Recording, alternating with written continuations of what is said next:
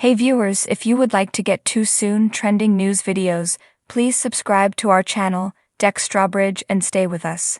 Get away from the Chateaus in their book, A Year at the Chateau.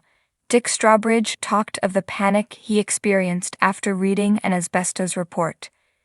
Escape to the Chateaus. Dick and Angel Strawbridge used the opportunity to spend more time together as a family and catch up on all the odd jobs that needed to be completed after they closed the Chateau's doors to visitors last year due to the coronavirus outbreak.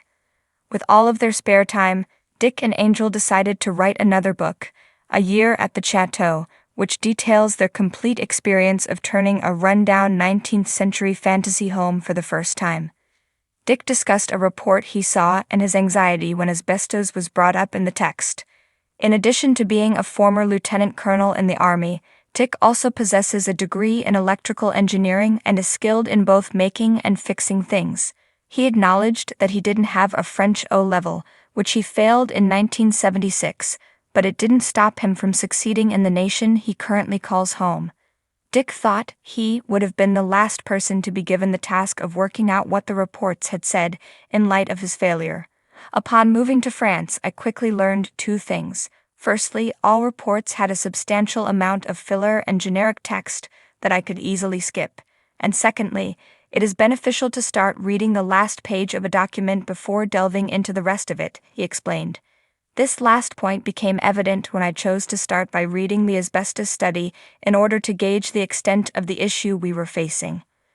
Readers discovered I plowed through translating description after description of how terrible amiante friable was, be it white, brown, or blue. There were more than 40 pages. I started to feel a tightening in my stomach and a rising panic over the course of several hours. Only when I got to the end did I realize that the report was really more of an educational manual and that the entire risk at the Chateau was concentrated on a few new tiles on the sides of a dormer window in an outbuilding's hayloft. All that signifies is that these slates will probably need to be double-bagged before being disposed of in 50 years. Learn my lesson.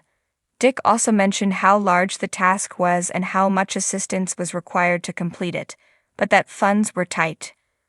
He wrote, "We were constantly looking for people who were willing to work an honest day's work for an honest day's wage. It seems like owning a chateau sometimes gives the impression that you are either a little too simple or have more money than sense." Making the entrance secure was Dick's very first job at his new home, and his effort was always intended as a quick fix. It was necessary to remove the mortar, lift up most of the tiles, and replace 10 of them. Because the mortar was a hard mix that needed to be laboriously removed with a grinder, Dick characterized this as not a trivial job. Dick wrote, "There's an old military saying, 10 pressed men are not worth the volunteer." Steve, Angela's father, was the one who saved the day. Despite his lack of familiarity with do-it-yourself projects, he was a willing volunteer. The couple had only 7 months to complete the necessary renovations before to their nuptials.